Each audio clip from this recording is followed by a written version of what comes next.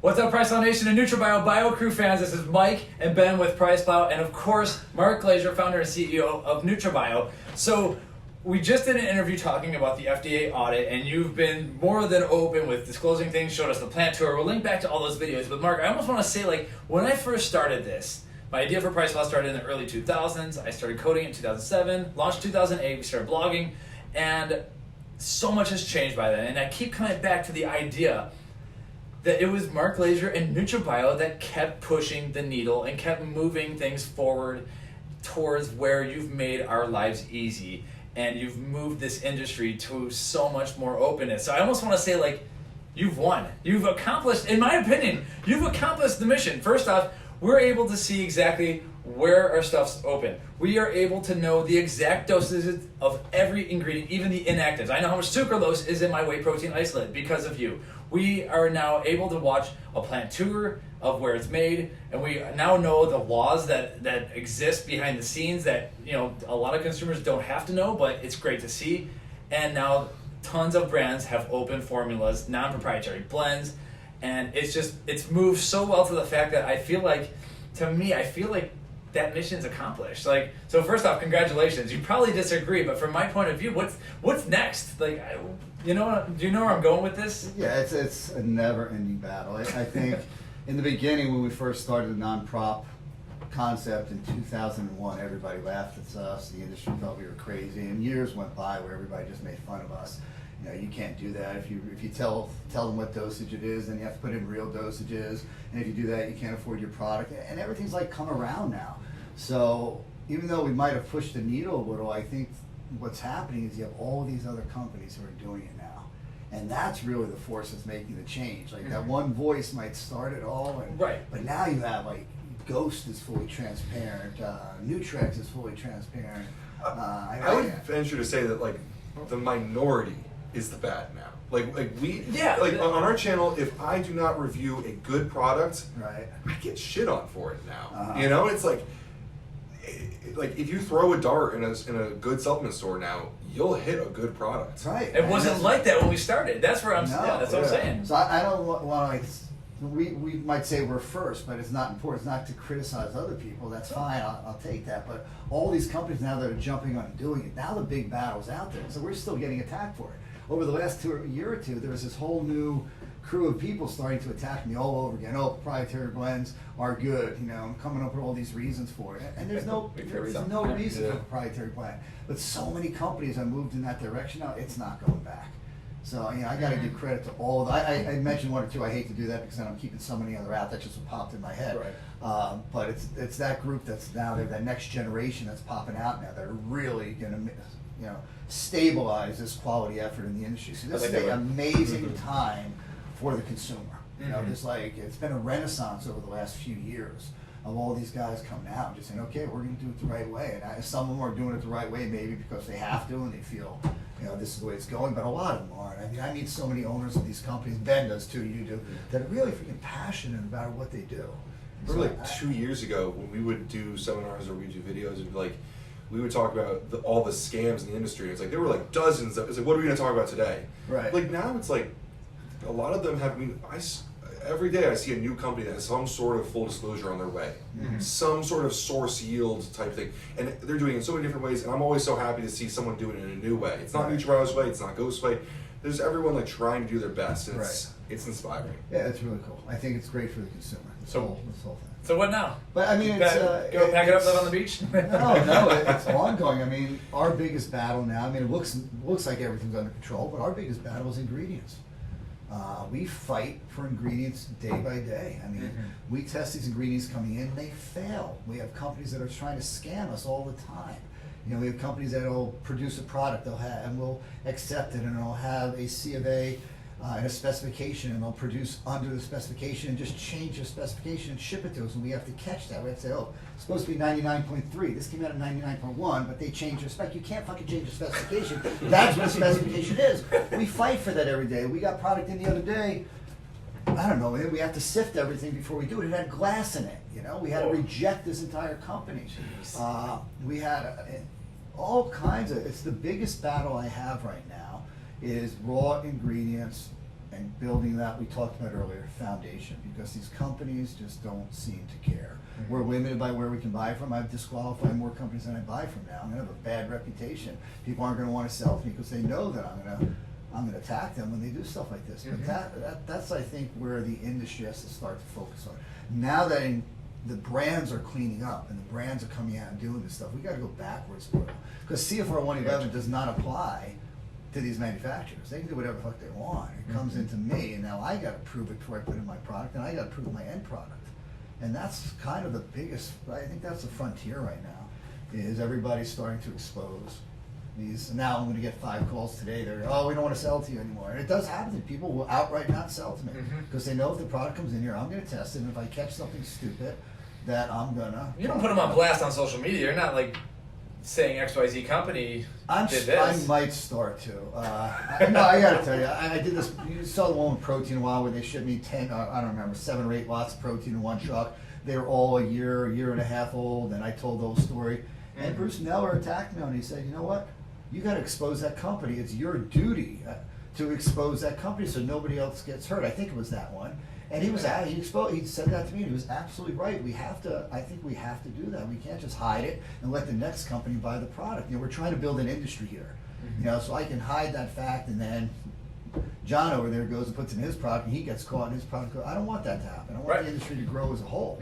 We've got to protect this industry, to protect our own brands. It's the growth of the industry that's important. So everybody keeps getting caught doing these bad things, hurts the entire industry. The media is after us, you know. Media doesn't put out stories that are good because nobody buys and nobody reads and nobody watches. They want to put out some bad stories, so they're just always looking for this stuff. That's my big focus in the next couple of years. Awesome, I like that. Is getting these raw materials, you know, and it's come a long way. I mean, I don't know, 7, 8 years ago, you know, everybody repackaged their materials coming in here. I remember a company, DNP, they just put the label on everything. We had a fight with them to say, who was your manufacturer? They wouldn't tell us, and we couldn't buy from them. You know, we don't want to know. We don't give a who the hell you are. Where is it coming from? Where's that manufacturer? I want to see that manufacturer. I want to qualify that manufacturer and you. So there's a lot to do in this industry. But it's like any other industry. This is no worse than any other. Every industry has. Of course, yeah. So on the flip side of ingredients, you have the quality of the actual ingredients, but the actual efficacy of the ingredients. Right now is this huge information age where people have access to the studies, and you know, like we see. I'm not going to name ingredients, but ingredients come out with like 300% increase in nitric oxide, Right. and it becomes almost viral with consumers. Right? We see Compound Solutions does a great job of marketing to the actual consumer. People know what T-creatine and dynamine are before they know what beta-alanine is now.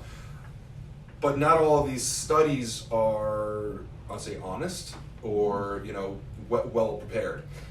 Do you think that or for the target demographic, you could do, and we've seen this forever, elderly people that don't train. And then you put in a sports nutrition supplement. Yeah. Sorry for interrupting, but No, you're absolutely right.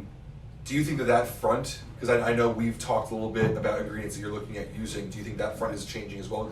Because 10 years ago, 20 years ago, there was not social media to talk about dynamine and T-creatine. So if an ingredient came out and you guys made this huge claim on it, it was not as easy to find the study, the journal, whatever. Well, I think we're always going to have that problem because the amount of money that's in the industry. When you do a study, you're spending 100, 200,000, whatever. You don't have enough money to go out there and really find new ingredients and spend $3, $4, $5, $10, $15 million, 20, 100 like the pharmaceutical industry does. So it's a limit of money, and a lot of these ingredients that you do find, they're natural ingredients. You can't get a specific patent on the chemical. You might get a patent on the use, which means if you put the product out there and you can't get a patent on the chemical itself, the next company just puts the generic out there and just doesn't say what it's for, but everybody knows and buys. So there's a lot of problems with all this research, but I think what might push it forward is all these venture capitalists and everybody's recently come in and buying all these companies up, you know. 20 years ago, nobody was getting bought up for millions of dollars. It was all small. Now you have VC companies, you have Wall Street coming in, you have money getting into this industry. And I think that money coming into the industry, you'll start seeing some of these bigger conglomerate companies start to put in some really good research to try and get ahead of the crowd, and that might bring it. It's gonna be hard for the small guys maybe. But if I want to do a study, I'm not going to spend $150 million tomorrow to prove out a real ingredient. So that's still a tough spot. And the consumer gets fooled all the time because we go through all this. We have to go through the research. We look at it, we read it, we try and figure out who sponsored the research. Was it done on 3 mice in Afghanistan, or was it done in a university study somewhere? And it's really legit. And we're not going to come out and do it. And we pulled stuff and changed stuff because we made that mistake too. We went out there, we were quoting a study, and the study ended up being BS, and we'd have to pull that study off. So I think it's always going to be because of our industry. Pharmaceuticals can spend that money. They get that 20-year patent. They can make up their money. A nutraceutical can't make up that kind of money ever. I think the harsh part of this industry is the ingredients that we are working with enhance people's lives, and that's something that people want. Right. Like, people believe in, and they think it's going to change their life, and they're going to want to believe in something that's going to make them prettier or bigger or faster or stronger or whatever, and it's difficult. But that's what I'm excited about with ethics, to kind of transition this for a second. So you guys are going to be using, traditionally NutraBio hasn't jumped on brand new ingredients because of, you need long-term studies and stuff like that. But my understanding is that ethics is going to be using some cutting-edge ingredients that are new and quick. Yeah, ethics is going to launch hopefully within 60 days. It's spelled ETHIX. Stands for efficacy in the formulations of what we do, transparency in the label. H is for honesty in the marketing that we do, and I is for innovation. So it's a crossroads of those 4. That's what the X is for. And it's a sub-brand of NutraBio, and it's going to be a stackable product line. So everybody wants more of a 4, 5, 6 gram dose for a pre-workout. Well, we can't do that with ours because we're not going to take dosages out and give underdosed ingredients. But we can take the pump out of there and give a really hardcore pre and a really hardcore pump. And if people want to stack them, then they can stack them. If not, they can take that hardcore pump product. And we are looking at a lot of ingredients that normally we might want to look a little further into, but we're not going to just take crap like when citrate came. We're not going to take just shit and throw it in our product. We're going to be a little more aggressive in this line, and statefully so. We're going to do that. We're not just going to let it out. And we're coming out with a pump product, and I'm going to get it off to Ben hopefully in another week or so to try it out.